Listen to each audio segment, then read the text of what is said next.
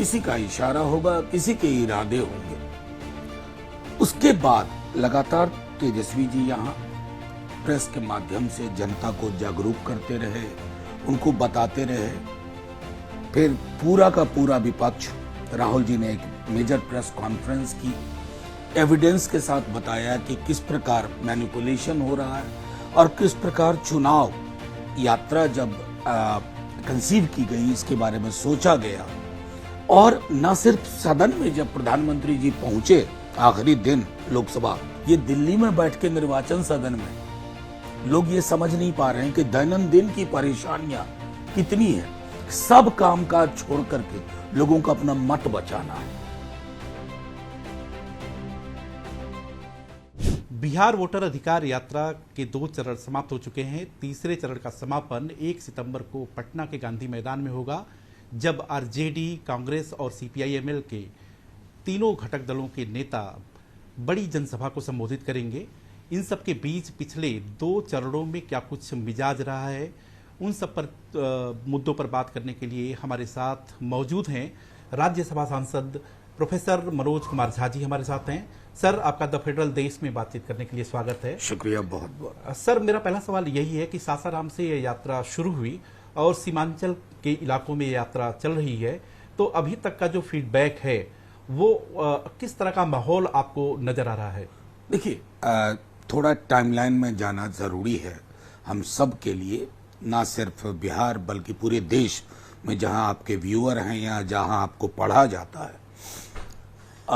सबसे पहले जब एसआईआर की घोषणा 24 जून को हुई, आनन फानन में, बिना किसी पॉलिटिकल पार्टीज के साथ कंसल्टेशन के, तो सबसे पहले हमने दस्तक दी माननीय चुनाव आयोग के समक्ष। लेकिन हमें आभास हुआ हठधर्मिता का, अहंकार वाले स्वरूप का। तत्पश्चात फिर हम सर्वोच्च न्यायालय गए। हठधर्मिता जारी रही चुनाव आयोग की ओर से, किसी का इशारा होगा, किसी के इरादे होंगे। उसके बाद लगातार तेजस्वी जी यहाँ प्रेस के माध्यम से जनता को जागरूक करते रहे, उनको बताते रहे। फिर पूरा का पूरा विपक्ष, राहुल जी ने एक मेजर प्रेस कॉन्फ्रेंस की, एविडेंस के साथ बताया कि किस प्रकार मैनिपुलेशन हो रहा है और किस प्रकार चुनाव लोगों द्वारा चुनी गई सरकार ही उपलब्ध होगी, ऐसा आभास नहीं होता है। उसके बाद ये यात्रा जब कंसीव की गई इसके बारे में सोचा गया। आज मैं हकीकत ये बताऊं कि जिन जगहों से ये यात्रा गुजरी है, सिर्फ उन्हीं जगहों में नहीं, एक कैस्केडिंग इफेक्ट हुआ है कि हर व्यक्ति को, जो हमारा पारंपरिक वोटर नहीं भी है, उसे भी एहसास हो रहा है कि साहब कुछ तो है जिसकी पर्दादारी है। मतदान गैर कलुषित तरीके से नहीं हो रहा है, उस पर काले बादल मंडरा रहे हैं। और न सिर्फ सदन में जब प्रधानमंत्री जी पहुंचे आखिरी दिन लोकसभा, तो वोट चोर गद्दी छोड़ के नारे लगे। अब वो सदन से वो स्लोगन सड़क तक पहुंचा है। एक बच्चा जो संभवतः वोटिंग एज में नहीं है, 9-10 बरस का है, वो भी वोट चोर गद्दी चोर, वोट चोर गद्दी चोर। ये जब कभी इतिहास में ऐसा होता है कि कोई स्लोगन लोगों की धारणा का अभिन्न हिस्सा हो जाता है, तो उसे आप लोगों की विजय मानिए। ये सिर्फ राजद, कांग्रेस, लेफ्ट हमारी विजय नहीं है, वीआईपी की विजय नहीं है, ये लोकतंत्र में लोगों की विजय है। और उन्होंने ये तय कर लिया है कि ये परिपाटी नहीं चलेगी। लेकिन सर, एक बात भी आई कि चुनाव आयोग ने कहा कि भाई ठीक है, अगर आपको कोई ऑब्जेक्शन है तो आप उसको कानूनी तौर पे आप अपने रखिए, लेकिन जैसे वोट चोर गद्दी छोड़ या वोट चोर की भी बात करते हैं तो अल्टीमेटली आप उन मतदाताओं को अपमानित करने का कुत्सित प्रयास कर रहे हैं, ये सही नहीं है। नहीं, आप आरोप लगा सकते हैं। नहीं, देखिए, मैं आपको एक बात स्पष्ट कहूं ललित जी, सारे कारणों के लिए सबसे पहले हम चुनाव आयोग के पास गए। हमने कहा कि आधार का पेनिट्रेशन सबसे ज्यादा है, खारिज कर दिया। सुप्रीम कोर्ट ने भी 2 बार दिशा निर्देश दिए, आप मानने को तैयार नहीं थे। अब तीसरी दफा जब माननीय सर्वोच्च न्यायालय ने कहा है, वो भी रिलक्टेंस में कहीं हो रहा है कहीं नहीं हो रहा है, उसमें भी क्लैरिटी आप नहीं दे रहे हैं। 65 लाख डिलीशन का डेटा आपने दिया। हम हाथ जोड़ के आपसे कहते रहे कि वर्गीकृत डेटा दीजिए, किसके डिलीशन का आधार क्या है, with details, her booth panchayat level पर ये हो। आप नहीं दिया, आपने इनकार किया। फिर माननीय सर्वोच्च न्यायालय ने आपको दिशा निर्देश दिया, आदेश दिया। अभी आपने वो आधार वाला भी, वो जो 7,24,00,000 हैं, उसमें आप दस्तावेज में नहीं, लेकिन अब माननीय सर्वोच्च न्यायालय के दृष्टिकोण से आधार 12वां डॉक्यूमेंट। तो ये सारी चीजें कैसे हमने हासिल की? जनता की परेशानी माननीय सर्वोच्च न्यायालय ने देखी, जनता को इस बात का एहसास हुआ। और जो कोई कहे मतदाता आहत नहीं हुआ है, मतदान आहत हुआ है इस देश का। चंडीगढ़ के मेयर के चुनाव की तस्वीर और वो जो चुनाव करवा रहे थे उनकी आंखें सीसीटीवी में किस बात की को तस्दीक कर रही थी? वो बता रही थी, तुम चाहे जो हो, हम जिसके पक्ष में चाहेंगे फैसला देंगे। इस लोकतंत्र की अवधारणा सुकुमार सेन ने, इस चुनाव आयोग की अवधारणा परिकल्पना सुकुमार सेन जो कि प्रथम चुनाव आयुक्त थे, उन्होंने नहीं की थी। उस दृष्टिकोण से चीजों को समझिए और मूल्यांकन करिएगा तो आपको लगेगा कि कहां से चल के हम कहां तक पहुंच गए। अच्छा सर, एक चीज और है कि जो बीएलओज को लेकर के भी आरोप लगे कि बीएलओज ने पैसे लेकर के तमाम सारी चीजें की हैं, और उसके साथ ही साथ जो आपके आरजेडी के जो बीएलए हैं उनकी तरफ से किस तरह का फीडबैक आ रहा है। जैसे कि नाम कट गया, अब तो 31 अगस्त तक जो है जो प्रत्यावेदन देना भी है, तो जिन लोगों के नाम कट गए हैं, जिन वोटर्स के नाम कट गए हैं, तो उसको लेकर के पार्टी कितनी सक्रिय है? क्या उनको जुड़वाने की कोशिश करेगी? नहीं, पार्टी सक्रिय है। मैं अभी आपको बताऊं, आपसे बात करते करते मेरे पास मैसेज आया है, जिस मैसेज में कहा जा रहा है कि हमारा जो बीएलए, हमारे बीएलए 2 ने जो फॉर्म सबमिट किए बीएलओ के हस्ताक्षर के साथ, वो भी इलेक्शन कमीशन के डैशबोर्ड पे नहीं आ रहा है। इस तरह की बहुत सारी चीजें हैं। अभी मैं इसको सार्वजनिक भी करूंगा थोड़ी देर में, किसी भी सोशल मीडिया के माध्यम से टैग करते हुए चुनाव आयोग को। कई जगह पर दिक्कत इस तरह की आ रही है कि लोग, आप एक तो ये स्ट्रक्चर समझिए, एक अदना मतदाता एक रिमोट गांव में वो बीएलओ को अप्रोच करता है, वो कह रहा है कि आज मुझको काम बहुत है, कल आओ, कल से वो परसों होता है। तो ये क्या हकीकत है? ये दिल्ली में बैठ के निर्वाचन सदन में लोग ये समझ नहीं पा रहे हैं कि दैनंदिन की परेशानियां कितनी है। सब कामकाज छोड़ करके लोगों को अपना मत बचाना है। इस तरह की परेशानियों को अगर मैं गिनने बैठूं तो अंबार लग जाएगा, पहाड़ खड़ा हो जाएगा। और मुझे उम्मीद है कि माननीय सर्वोच्च न्यायालय इस मामले में भी फर्दर रिलीफ देगी।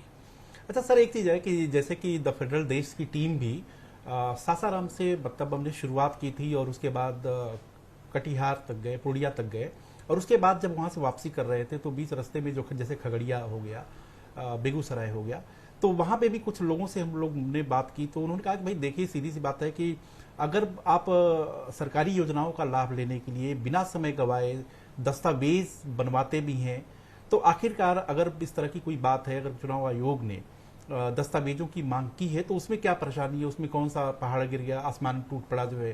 तो मतलब ये कुछ दो अर्थी मतलब नहीं, आपने पता नहीं किन से बात की, उनकी विजडम पर मैं शक करूं ये उचित नहीं है।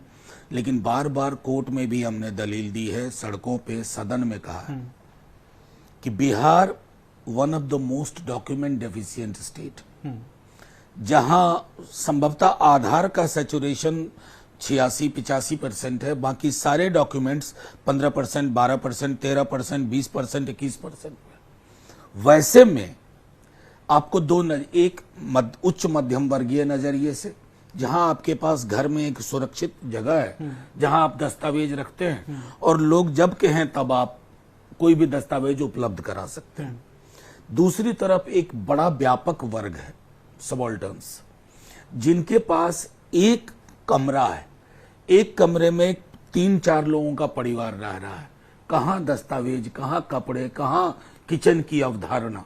तो मैं समझता हूं कि ये दृष्टिकोण भी हमें समझना होगा, और तब जाकर के हम बिहार की हकीकत, जैसे कोई पलायन करके गया हुआ है लेकिन वोटर यहीं का है, अब आप उसको इस 1 महीने की कालावधि में यू आर सब्जेक्टिंग हिम और हर टू टॉर्चर। कहां से ले आएगा इतने दिनों में?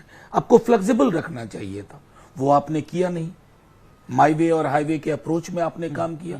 तो इसलिए मैं समझता हूं कि अलग अलग वर्ग समूहों का दृष्टिकोण थोड़ा अलग हो सकता है, लेकिन तकरीबन 3/4 से ज्यादा बड़ी आबादी बिहार की इस पूरी परियोजना से और उसके टाइमलाइन से परेशान है। अच्छा सर, एक सवाल और भी है कि कुछ ऐसे इलाके या कुछ ऐसे वोटर्स जो कि सीपीआई-एमएल के या कांग्रेस के हैं, वो क्या इस पूरी कवायद के साथ आरजेडी के साथ जुड़े हैं? आपको इसमें मतदाता को केंद्र में रखना होगा। RJD, VIP, Indian national Congress, CPI, CPM, CPI-ML, हम सब की इयत्ता मतदाता से है, लोगों से है। और ये लोगों की लड़ाई हो गई है, लोगों के अधिकार की लड़ाई है। हम उसके पैरोकार हैं, उसकी अग्रिम पंक्ति भी नहीं कहेंगे, हम उसके एक तरह से उनकी आवाज की प्रतिध्वनि है। और मैं समझता हूं यही पूरे बिहार की हकीकत है। अच्छा सर, एक चीज है कि आप तो सीमांचल के इलाके से आते भी हैं, और जिस तरीके से बांग्लादेशी घुसपैठियों का जिक्र प्राइम मिनिस्टर भी करते हैं, गृह मंत्री भी करते हैं, बार बार करते हैं, लगातार करते हैं, तो सीमांचल का जो इलाका है पर्टिकुलरली, तो क्या आपको लगता है कि ये पोलराइजेशन होगा, या एक कोशिश कर रहे हैं, या वो बैकफायर कर जाएगा? देखिए, मैं तो सीधे तौर पे कहता हूं, अगर एक भी घुसपैठिया, हालांकि अभी जितना कुछ डेटा आया डिलीशन का व्हाटएवर, उसमें कहीं बांग्लादेशी घुसपैठिया, रोहिंग्या, म्यांमारीज नहीं है। दूसरी बात, ये जो घुसपैठिए की डॉग विस्लिंग करते हैं, लाल किले से भी किया प्रधानमंत्री जी ने, तमाम गरिमा को धाता बताते हुए, और अमित शाह जी करते हैं। 11 बरस से आप हो, एक घुसपैठिया है, इस्तीफा तो आपको देना चाहिए सबसे पहले। चलिए, प्रधानमंत्री जी का विभाग डायरेक्टली नहीं है, गृह मंत्री जी इस्तीफा सौंप। कार्रवाई तो अगर प्रधानमंत्री जी कहते हैं कार्रवाई होगी, तो कार्रवाई किस पे होगी? अमित शाह जी पे ना। क्यों नहीं कार्रवाई कर पा रहे? सीधा सा दृष्टिकोण है। और बिहार इस बार पोलराइजेशन का एक ही बिंदु देखेगा, कौन लोग बेहतर बिहार, जहां नौकरी सबसे मुख्य मुद्दा होगा, स्वास्थ्य सबके लिए, सामाजिक सुरक्षा का बढ़ा दायरा, वो एक तरफ, बाकी जिनको जो राजनीति करनी है वो दूसरी तरफ। पोल यही है जो तेजस्वी जी और महागठबंधन ने खींच दिया, खड़ा कर दिया। सर, एक सवाल और है कि सीमांचल में ही अगर देखा जाए 2020 का चुनाव जब हुआ, तो उसमें असदुद्दीन ओवैसी वाली जो पार्टी है AIMIM, तो उसकी वजह से यह देखा गया कि जमीनी स्तर पर आरजेडी को नुकसान का सामना करना पड़ा। तो क्या इस दफा देखिए, मैं ज्योतिष का तो हूं नहीं, मैं पिछली बार भी कह रहा हूं, ओवैसी साहब नहीं जीते, हम हार गए थे। और हमारे हारने के पीछे कई कारण थे, और जाहिर है कि जनता ने हमें नकारा नहीं था। जनता शायद बेहतर चाहती थी, और उम्मीदवार की शक्ल में या व्हाटएवर। तो हम आपको इतना जरूर कह सकते हैं, वो 20 था, ये 25 है, और शायद हम बहुत बेहतर करेंगे, शायद अभूतपूर्व करेंगे। सर, एक सवाल और उठता है कि खासतौर से सीमांचल के इलाकों में जब मैं विजिट कर रहा था, तो वहाँ पे आम लोग एक चीज़ कह रहे थे, खासतौर से ये कटिहार की बात करूँगा, कि हमको लगता है कि कटिहार के ही किसी विधानसभा का जिक्र था, तो उसमें वो कह रहे थे कि देखिए, जो वोटर अधिकार यात्रा है, कम से कम ये टेम्पो बनाने में तो कामयाब है, और ये जो एक मैसेजिंग है उसको भी कन्वे करने में कामयाब हुई है। लेकिन सवाल है कि अंत में उम्मीदवारों का चयन, अगर उम्मीदवारों का चयन महागठबंधन की तरफ से सही तरीके से नहीं किया जाता है, तो ये जो टेम्पो बना हुआ है, जो एक अच्छा मुद्दा भी इनको मिला हुआ है, वो शायद जो है जमीन पर नजर नहीं आए। तो वो कहीं कहीं आम जन इस बात को कह रहे थे कि वो जो कह रहे हैं वो सही कह रहे हैं, ये टेम्पो बरकरार रहेगा, और ये टेम्पो और बेहतर करेगा। चुनाव की फिजा बदल गई है। जो लोग सोच रहे थे कि मत चोरी या मत को लेकर के विलोपन का कुछ काम कर लेंगे, वो सब ये समझ लें कि बिहार का मतदाता संभवतः इस बार जितना एकजुट है बदलाव के लिए, उतना शायद पहले कभी नहीं था। इसके साथ ही एक सवाल और है सर, कि प्रशांत किशोर जो है वो हर जगहों पे वो भी अपना जन स्वराज यात्रा पिछले 2 साल से निकाल ही रहे थे, और उसके बाद वो जा रहे हैं और हर जगह ये कर रहे हैं कि बिहार के साथ क्या बीजेपी क्या आरजेडी सब ने मतदाताओं के साथ, आम लोगों के साथ, उनके भविष्य के साथ जो खिलवाड़ ही किया है, खिलवाड़ के अतिरिक्त कुछ भी नहीं किया। तो नैतिक तौर पर ना तो बीजेपी नहीं। ना तो आरजेडी, इन दोनों दलों को बोलने का हक नहीं है। देखिए, मेरा मानना है कि आपने जितना बड़ा सवाल प्रशांत किशोर जी के लिए पूछ लिया मुझसे, उतना तो अपने को वो खुद भी नहीं समझते। अभी आए हैं राजनीति में, बहुत संसाधन है उनके पास, इतना कि शायद अकल्पनीय है। संसाधन मतलब सर पैसे रुपए और संसाधन और क्या होता है, पैसे रुपए सब कुछ है। वो चुनाव लड़े। बस मैं इतना आग्रह करूंगा कि मूल मुद्दों पे, अगर आज बिहार में नौकरी सबसे बड़ा मुद्दा है ना, पता नहीं आप इससे पूर्व कब आए थे, 20 के चुनाव के बाद बिहार में नौकरी की बात होने लगी और नौकरी मतलब तेजस्वी हो गया। सरकार में हमें आने नहीं दिया गया, लेकिन जब नीतीश जी पर बीजेपी का डर समाया तो 17 महीने करीब हमारे साथ रहे। उसमें कितनी नौकरियां मिली, गांव तक नौकरी मिली, तो नौकरी मतलब तेजस्वी हो गया। तो ये हकीकत प्रशांत जी को भी पता है, वो आजाद हैं। बस मैं इतना आग्रह करूंगा कि राजनीति में आप एक दूसरे का विरोध करिए, अशोभनीय टिप्पणियां मत। हाँ, उनकी पढ़ाई लिखाई पे भी सवाल करते हैं वो। पढ़ाई लिखाई पे अगर सवाल करते हैं तो शायद मैं कहूंगा कि बहुत कुछ नहीं है। मैंने कई दफा ये कहा, समझता आपने नहीं, शिक्षा और ज्ञान में बहुत बड़ा फर्क है। शिक्षित व्यक्ति मूर्ख की तरह व्यवहार कर सकता है। कई उदाहरण दे दूंगा, ऐसे उदाहरण दूंगा कि आपके होश पाता सब जैसे एक आध दो। मतलब आप कह के लिए, प्रधानमंत्री जी के पास कौन सी डिग्री है? शिक्षित तो बता रहे हैं क्या है। दूसरी तरफ देखिए, कामराज बिल्कुल अशिक्षित थे, लेकिन he is considered to be one of the best chief minister of Tamil Nadu, chief ministers of Tamil Nadu. उसी तरह जिस व्यक्ति के बारे में ये टिप्पणी करते हैं, इसको मैं अशोभनीय टिप्पणी मानता हूं। वो 2 दफे 15 महीने और 17 महीने सरकार में रहे, आईएएस अधिकारी उनके साथ काम कर चुके हैं। प्रशांत जी का उठना बैठना बड़े बड़े लोगों से होता है। उन्हीं अधिकारियों से पूछे कि तेजस्वी जी के बारे में आपकी क्या राय है, वो बता देंगे। और राजनीति सकारात्मक पहलुओं पे होनी चाहिए, नकारात्मक पहलुओं पे नहीं। कम से कम बिहार को इसकी आदत नहीं है। अच्छा सर, एक इसी में स्टालिन का भी जिक्र हुआ, तमिलनाडु के सीएम का, और तमिलनाडु के सीएम आ भी रहे हैं, आपके वोटर अधिकार यात्रा में शामिल भी होंगे। तो सर, आपको नहीं लगता कि फिर बाद में बीजेपी के पास एक मुद्दा मिल गया कि देखो एक ऐसे शख्स को यहाँ पे वोटर अधिकार यात्रा का हिस्सा बन रहे हैं जो हिंदी विरोध के लिए जाना जाता है? क्या बात कर रहे हैं महाराज, आप लोग ऐसी बात करते हो। इस देश में क्या हिंदी विरोध? मेरी मातृभाषा मैथिली है। अगर मदर टंग की बात करूं, हिंदी भाषी हूं, अंग्रेजी भी बोलता हूं, तमिल से भी स्नेह है, मराठी से भी स्नेह है। मैं भाषाओं के बीच में, और कम से कम बिहार का बहुत उदार दिल है। पता नहीं आपको कितनी जानकारी है, बिहार ने महात्मा गांधी को गले लगाया, गांधी यहीं से शुरुआत हुई थी। भाषाओं के बीच में सहोदरा का संबंध होता है और बिहार इसकी जिंदा मिसाल है। बल्कि भाषा के नाम पर जिन लोगों ने राजनीति अभी शुरू की है, जिसमें गृह मंत्री जी भी एक है, मैंने कहा था कि 60 के दशक में इस देश का बहुत नुकसान हुआ है भाषा के सवाल पे। हमारे पास वैसे ही आग लगने वाले मुद्दों की कमी नहीं है, एक और मुद्दा बढ़ा लें ना। और रही बात, स्टालिन साहब आ रहे हैं, सिद्धारमैया जी आ रहे हैं, प्रियंका जी कल आ रही हैं, शिव कुमार जी अभी गए हैं, अखिलेश भाई आएंगे। ये सारे लोग, संदेश क्या है पूरे देश में कि बीजेपी ढलान की ओर अग्रसर है। अब डेस्परेशन है उनके अंदर। अब इसके लिए कोई लॉजिक को चिल्ला करके, जिसे हम बिहार में थेथरई कहते हैं, वो थेथरई कोई करे तो अलग बात है।